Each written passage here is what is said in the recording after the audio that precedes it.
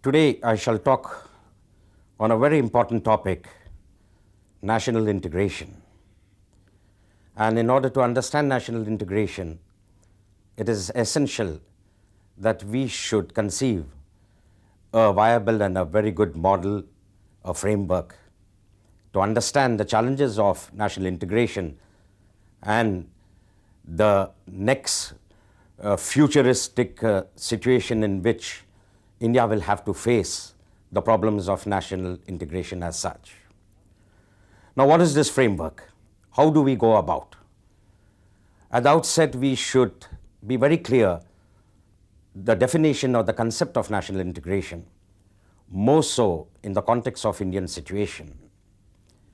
Then we should try to analyze the backdrop of Indian situation, the awesomeness of India's gigantic problems in terms of its size, in terms of its diversities.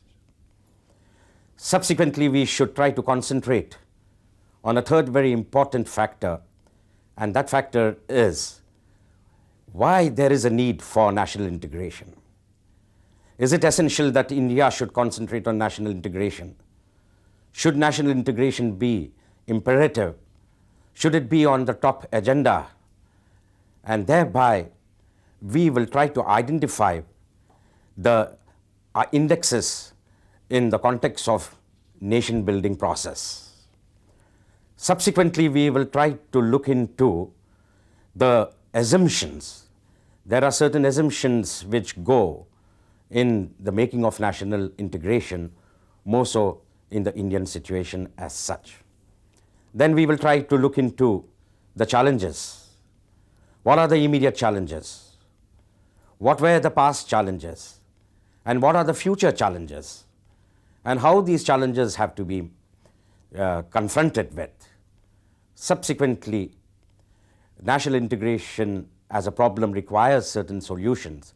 And then, in the context of solutions, it is essential that as students of social sciences, we should try to spell out certain solutions whereby India can come of age as a sovereign state in its glory.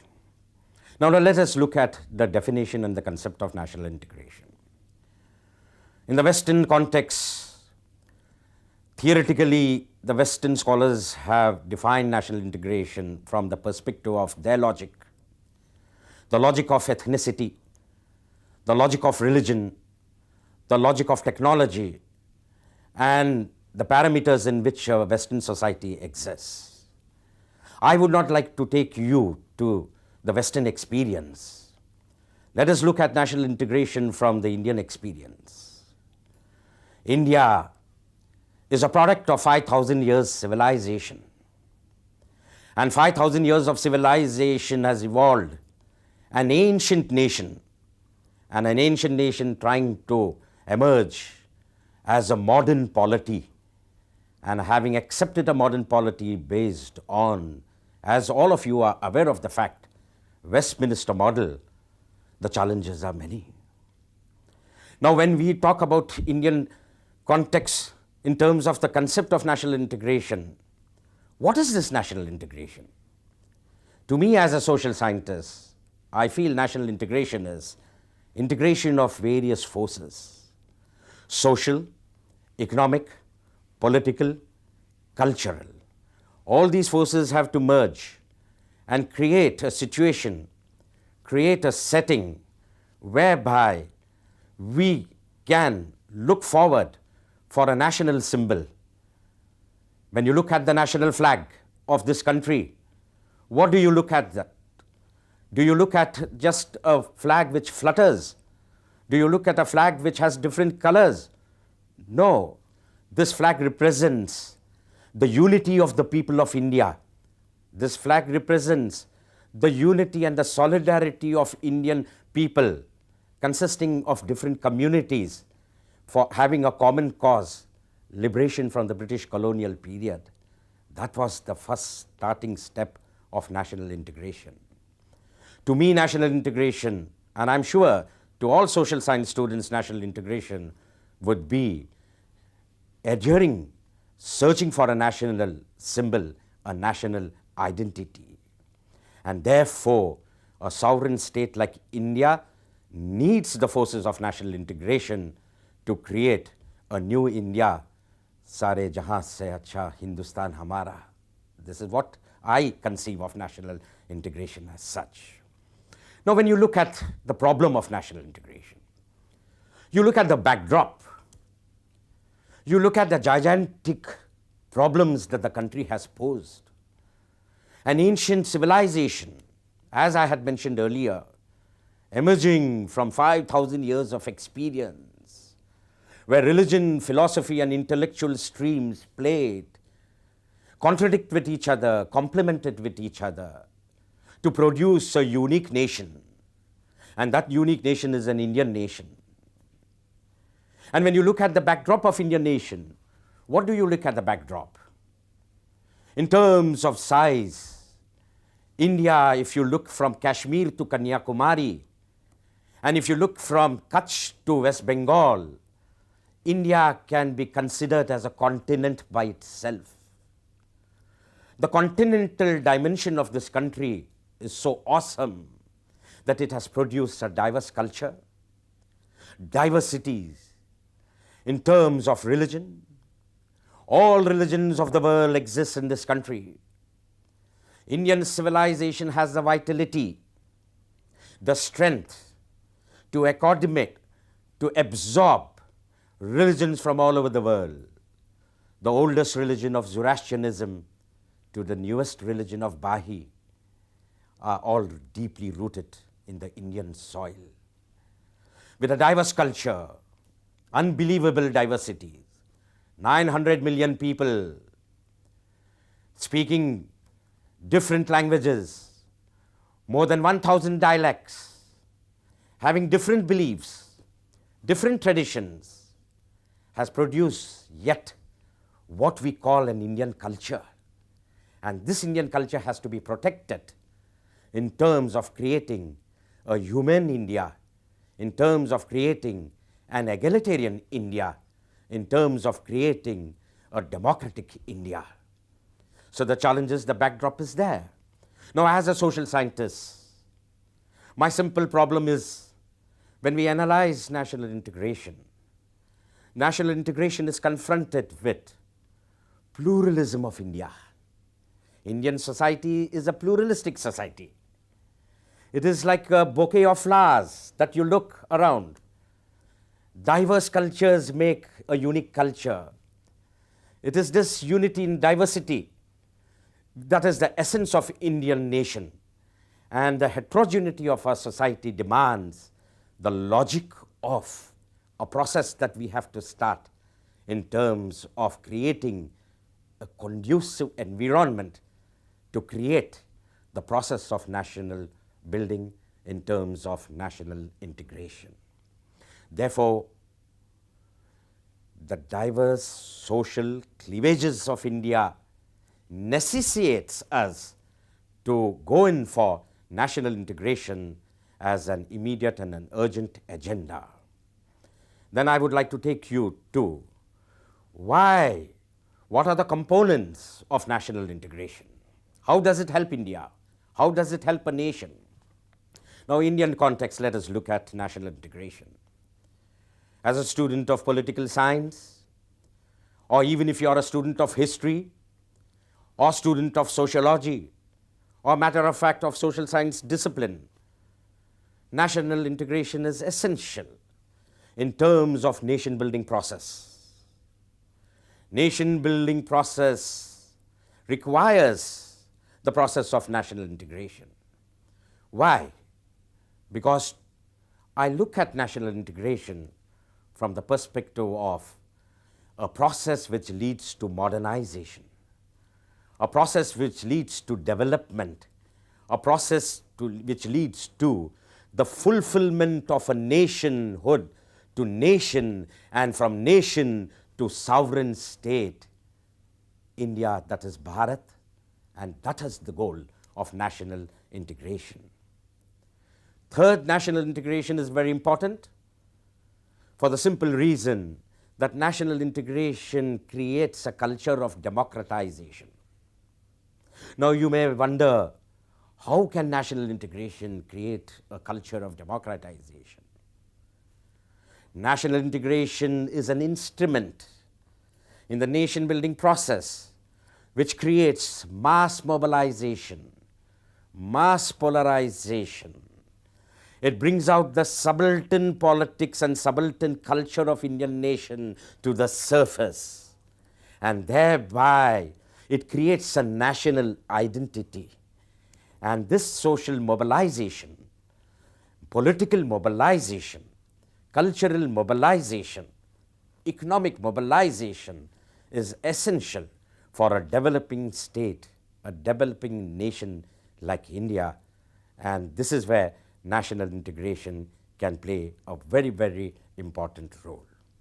Fourthly, in the context of what is happening around the world, in the context of the nearer history, which is very clear to us, history has the nasty habit of repeating itself. And when you look at the mighty Soviet Union, and when you look at the socio-economic determinants of Soviet Union, it is almost similar to Indian conditions and Indian context.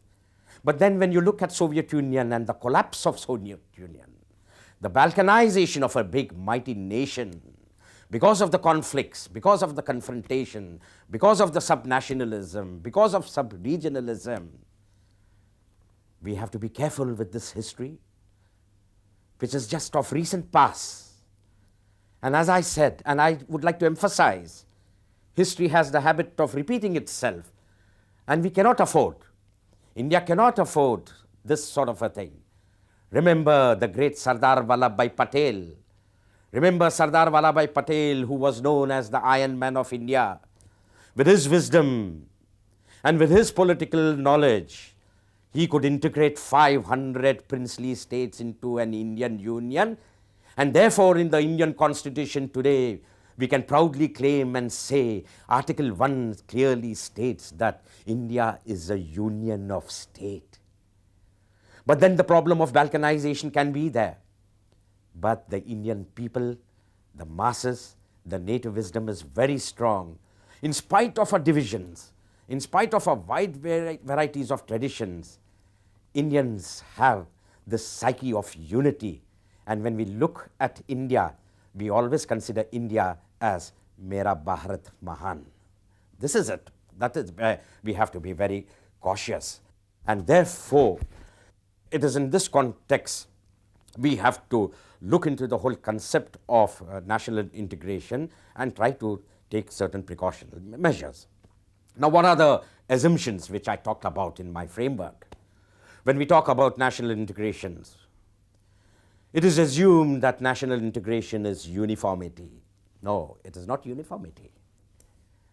Who would like to have a uniform type of a society?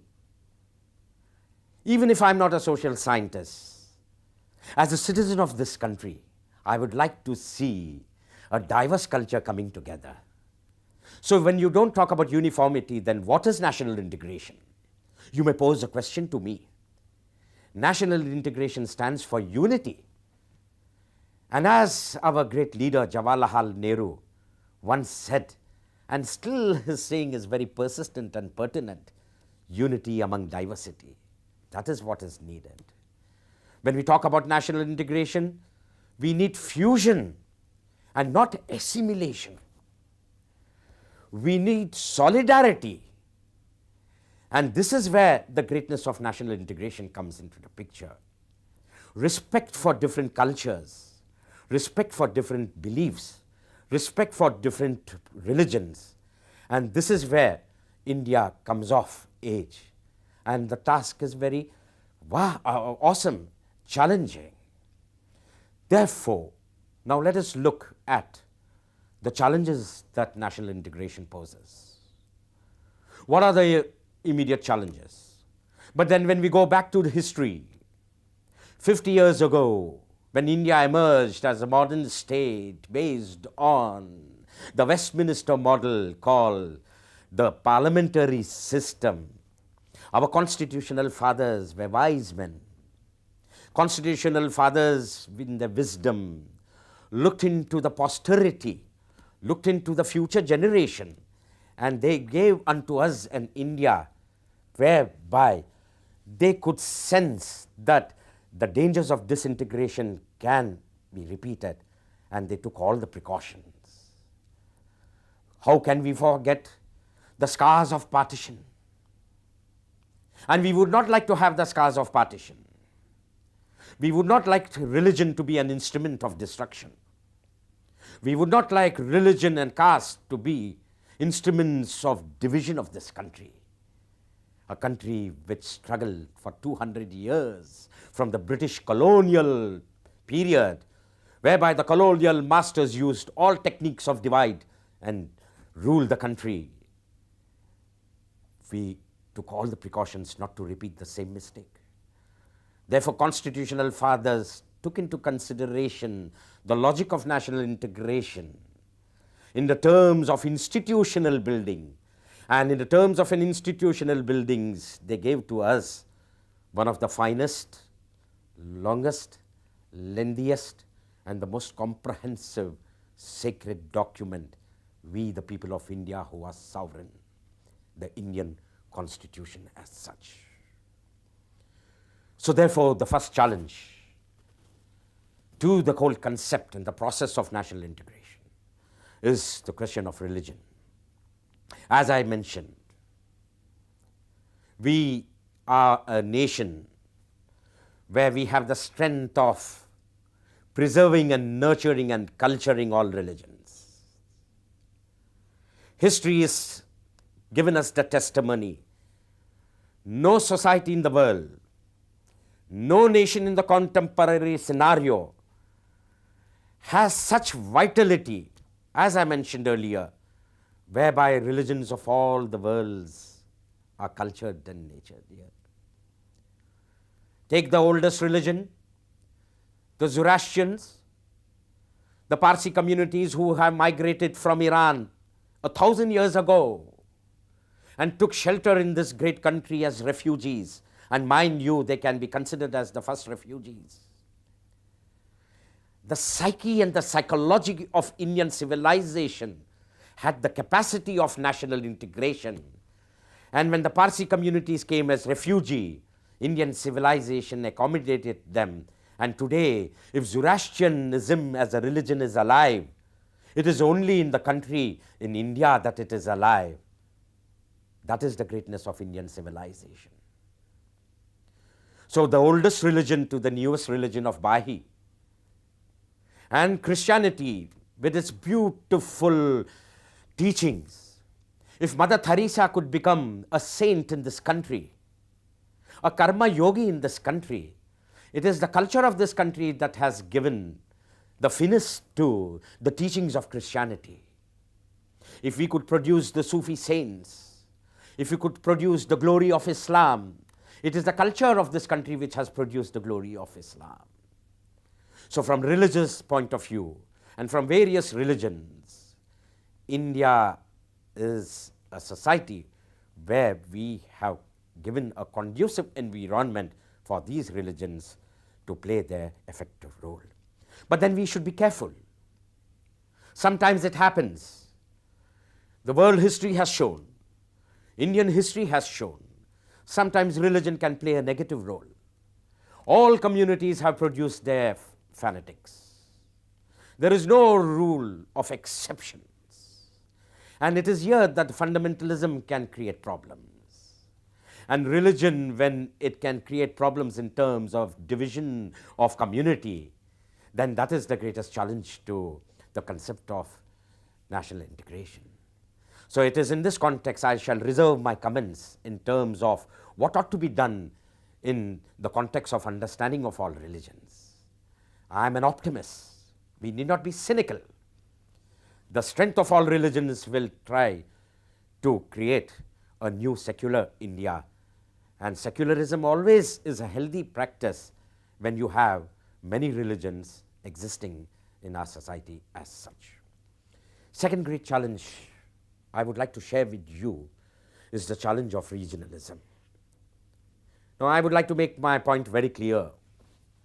As a student of political science and as a citizen of this country, When you look at India, when you look at India in its diverse forms, when you look at India in its size, if Uttar Pradesh hypothetically says we would like to be separated from this country, which it should not, and we should not allow, then hypothetically Uttar Pradesh would be 8th or 9th largest country in the world.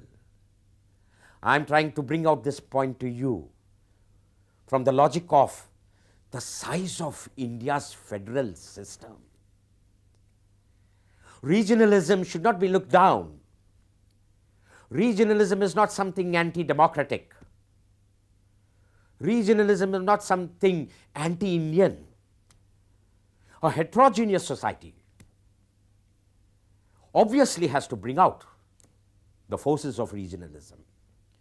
And regionalism is a fact of life. I am proud to be an Andhra and I am proud to be an Indian. There cannot be a contradiction in this. I am proud to be an Indian because I am proud to be an Andhra. I am proud to be an Indian. I am proud to be a Maharashtrian. I cannot dichotomize both these. So the regional factor should be looked upon as a natural political process of a nation with such diverse connotations. And these regional forces should play a healthy game within the parameters of your constitution.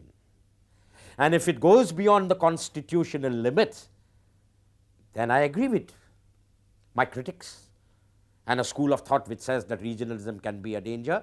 Yes, regionalism can be a danger when it converges to sub-regionalism, when it converges to sub-nationalism, and when then it articulates to a phenomenon in political process, separatism. I would not like to see my country being balkanized. How can I see my country whereby one state going away from my country? No, this will not happen because the people of India will not tolerate this. The people of India are wise. We have a strong political will whereby we can overcome this regional diversities as such. But then, in a country whereby social cleavages can create political ideologies, can create political and regional articulations, the danger is there. And it is in this context we have to be a little cautious. Third most important danger in the whole context of national integration is intercaste and intracaste conflicts. Caste in this country has become institutionalized, and this is where the danger is. But then modernization, urbanization, political development, which is at a very fast pace, will overcome these caste contenders. The greatest challenge emerges in the terms of national integration is, today we are producing new contending elites. Today we are producing new contending identities, and each one is trying to search for a small political identity of its own. This is where the challenges emerges, and we have to be very careful. Therefore, it is in this context these three variables are very important variables in the context of challenges to the whole concept or the whole process of national integration as such. Then to conclude, what ought to be the solutions? 50 years of a process? 50 years is a good period where we can evaluate India. If you look around the world, if you look at your neighbors, if you look at what is happening to the federal structures all over the world, we have done much better. With all the built-in weakness, India's federal system has overcome the built-in weaknesses. And therefore, the solution lies in the fact that, one, we need strong political will to create a secular process, and this is essential. Therefore, communities should build bridges of understanding in terms of their beliefs, their traditions. And mind you, Indian civilization has given us one of the most powerful tools And that most powerful tool is the spirit of tolerance. And it is this spirit of tolerance will give us a new culture of secularization, and we have to create another culture of desecularization of forces. Third, we have to include the role of youth in creating national integration. Youth has a potent force. Youth is a tremendous force. Unfortunately, this nation has no youth policy. The time is ripe whereby there ought to be a policy for the youth to play a constructive role. And the youth of India can bring us closer and create a process of national integration. What is the future that I foresee in the terms of national integration?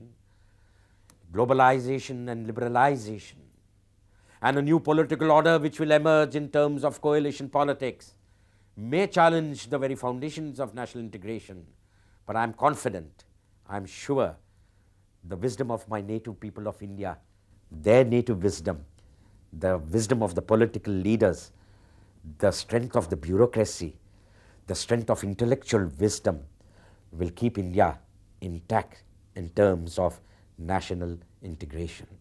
That is what we need. A strong Bharat, a strong India. ఈ కార్యక్రమాలపై మీ అభిప్రాయాల్ని, సూచనల్ని, సలహాల్ని ఆహ్వానిస్తున్నాం.